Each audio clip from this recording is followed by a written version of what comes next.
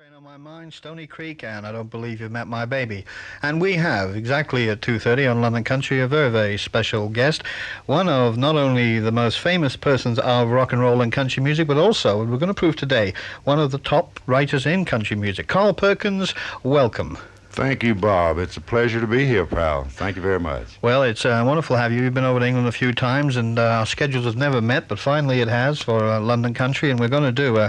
you've got a daunting list of your compositions written there in front of you, haven't you? Yeah, I didn't realize I'd written this many songs. Thanks to you for remembering them, man. Well, I'd like to thank the person I know you know very well, Dave Travis of Cedarwood Music, Right. or Southern Music over here, and brought quite a few of them in, and a few of them I've dug up from my collection. But we'll start off with a brand new album, which is the album which has had more promotion, I think, than any record you've made probably ever, hasn't it? Oh, yeah. This is my first effort for the Jet Record people here, and it's called Old Blue Suede is Back, and it's kind of my tribute to rock and roll. There's songs that I kind of feel like Bob laid the groundwork for the music that's been so good to me. And this one you had more than a little to do with. Blue Suede Shoes, right? Well, yeah, I wrote it in 1955. You don't have any idea the total units of you and Elvis and everyone, have you? No, my version of it is almost 3 million. I'd say altogether, albums, cuts, all the covers, there's probably 10 million records of Blue Suede Shoes. I'd say easily, yeah. Yeah. Wow, Carl Perkins. Well, it's one for the money, two for the show.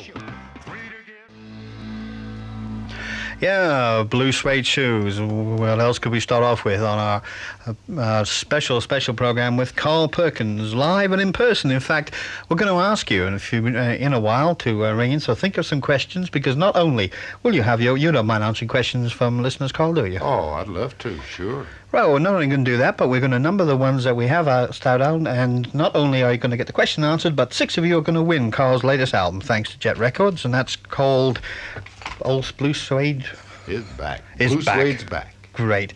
And this is out when? This It'll be released March the 3rd, as well, Bob, as a triple single, we're calling it. Blue Suede Shoes, and that's All Right Mama on one side, and on the back side is a brand new song I wrote for the album called Rock On Around the World.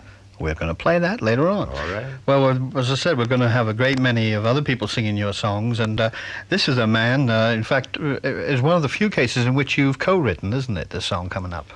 Yeah, you're speaking of Shine, Shine, Shine? I am. Right. I was on my way to Nashville down the interstate from Jackson, Tennessee, where I live one day, and I don't know, it was early in the morning, the sun was popping through the windshield, and I was kind of beating out a little tune on the dashboard, and I said, Shine, Shine, Shine. I got to Nashville, and Roger Savine, who is Red Savine's son, worked at Cedarwood Publishing Company, and I said, Roger, I got a song out there. We sat down and wrote the song. Great. Shine, Shine, Shine. And do you know who's singing it here? No, I don't. Mel Tillis. Well, let him go.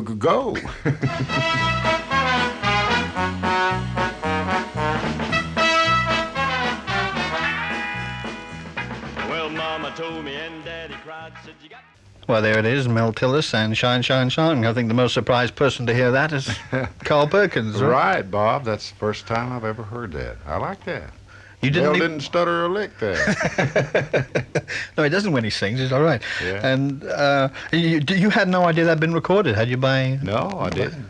That's the first I heard of it. First time I heard it, really. Oh, that's great. Well, that's a good start to the program. Yes, we are going to ask you. If you, in fact, would like to ask Carl Perkins a question, as I said, if you do, obviously try and make it reasonably original and obviously about Carl. I think that Carl had been associated with Johnny Cash for so many years. I think that if everyone starts asking about Johnny Cash, you're not only not going to get your question asked on the air, but you're also not going to have a chance of winning Carl's new album, because we can ask about 2 questions about Cash, then we'll go on to other subjects. Do you get tired of, I mean, there was an album which I've got called The Man Behind Johnny Cash, which was, I thought, a bit of a negative title, really. Yeah, I think that album was put together, was it in France? It was, by right. somebody? Yeah. I liked some of the songs. I really, I was really never fond of that title, to be Oh. truthful with you. I wasn't behind John. I stood beside John on the stage. To the left of Johnny Cash. That's right. Then they'll think Yeah. you're a politician or something.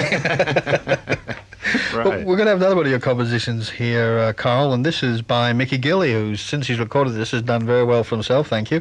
Turnaround, but this has been recorded, I know I got it by Sammy Smith on Columbia, and many Right. people have done this, haven't they? But, you know, here's another one. I've never heard this by Mickey Gilley. Never have. You're about to.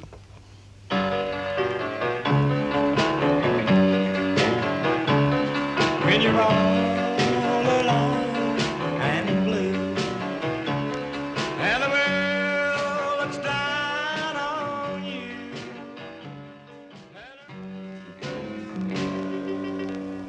Oh, that piano at the end there. That's Mickey Gilley and Turnaround. Nice one. And that's a new one to you, Carl. Yeah, that's the first time. I heard his cousin, Jerry Lee. I've heard his cut of it. That's the first time I've heard that one. Yeah, It's a similar yeah, quite sound. a bit. They just Yeah. sound alike. Well, we got Edith Jackson has started off with a question that was bound to come, and that is, do you prefer rock to country? I like country kind of rocked up a little bit. Country music with a beat is what I call my music. That's what we called it in the early days. The first title, I think, was tagged to it was Rockabilly. Right. And then some dude in New York or Chicago or north of Tennessee came up with the title Rock and Roll. But I like to think that what I play, Bob, is just music with a beat. If it's a country song or religious song, I just, as a kid, I've always wanted to pat my foot when I played my guitar, and you can't hardly do it unless you get on. But you do sing ballads too, and beautiful Oh, yeah, ballads. I love to sing ballads. I sure do. Well, we have. You're not touring at the moment, are you? Christine Munn wants to know if you're working around the Ipswich area, but you haven't got any gigs in the area at all, have you? Yeah, after Wembley, I'm playing a tour with Bo Diddley and Johnny and the Hurricanes, I believe. We're all quite amazed, including Dave Travis is in the studio, whose eyes is definitely popping at this Oh, very really? moment. Yeah, Right, let's just- have a look. Okay. Pardon me. I'm doing Maggie's What's On here. Wednesday, 19th of April, Central Hall, Chatham. The 20th of April, Odeon Hammersmith, and Odeon Lewisham. We can't do it in one day, can you? I suppose you can. 22nd of April, the Pavilion, Ballroom, Weymouth. 23rd of April, Winter Gardens, Bournemouth. And 27th of April, Southgate, which is out of our area, but there's no actual Ipswich area. I guess the nearest, there's not too near anywhere there. But anyway, there's plenty for London fans. That's marvellous. And I got a feeling that might be provisional. I'm not sure if it's meant to be announced yet, but it is anyway. So, Yeah, well, is it been announced officially yet? You know? Yeah, uh-huh. Didn't know a And thing. there probably will be 2 or 3 more dates, so maybe Ipswich is one of them. I Right. sure hope so. Diane Matra says, what's the all-time favourite song you've written? I suppose there's two. Commercially, there must be Blue Suede Shoes, but what about personally? Well, personally, Bob, I have to go with a song called Daddy Sang Bass. We're going to play that later on. All right. Yeah, that song it's my life. That's the way it was as I grew up. My old dad did sing bass, and Mom would sing tenor, and me and my little brothers would just join right in there. And I just told the story of my life when I was growing up with Daddy Sang Bass. Isn't it amazing how usually the most successful songs are the ones that are so true? I mean, it's a thing that happened to you and you just wrote it Yeah. down. I guess it's because it's so believable because it happened. That's right, because the same things that happened to me or anybody in the entertainment field happen to everybody else. You know, we're human beings. We all suffer a lot of the same things through life, and Right. that's what makes a story song mean so much to so many people.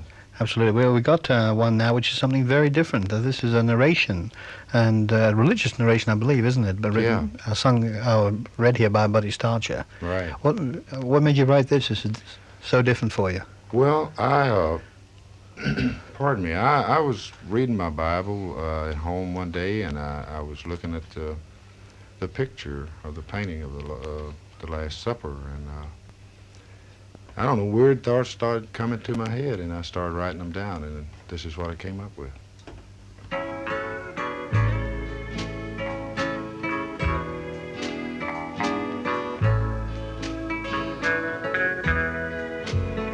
Friends, this story of the painting of the Last Supper is an extremely interesting and instructive one.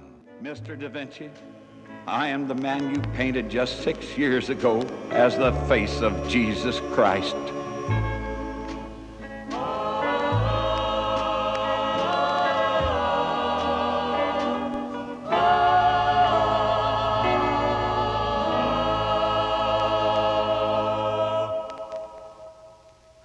Yes, The Last Supper by Buddy Starcher, and composed like every song we're going to play through to the end of the program pretty well by our guest, Carl Perkins. And Carl, have you ever been what we call a commercial writer? In other words, have you written, say, right, I'm going to, so-and-so's recording next week, I want to write a song for him? No, I wished I could do that, Bob. I've never been able to sit down and make myself write.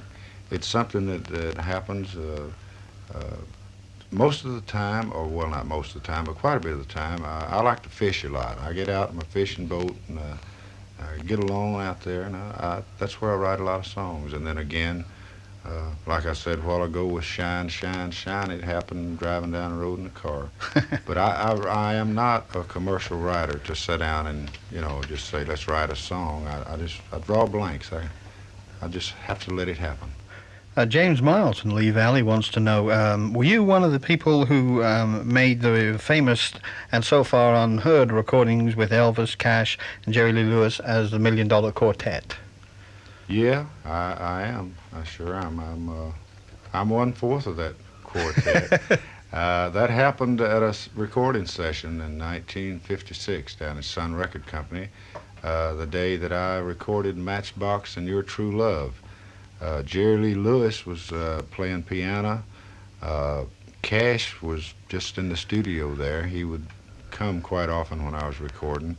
And Elvis had just come back from his first trip to Las Vegas, and he came in the studio, and of course that was the end of my recording session. We got to talking, and we was really glad to see him. He had really started making it very big at that time. That was right after he left Sun, and so we started singing and knocking about there, and the machines were left on, and I have heard it, and it does exist, and it will be out pretty soon. Well, there have been latest problems on that injunctions and counter injunctions. And, but no, he shall be.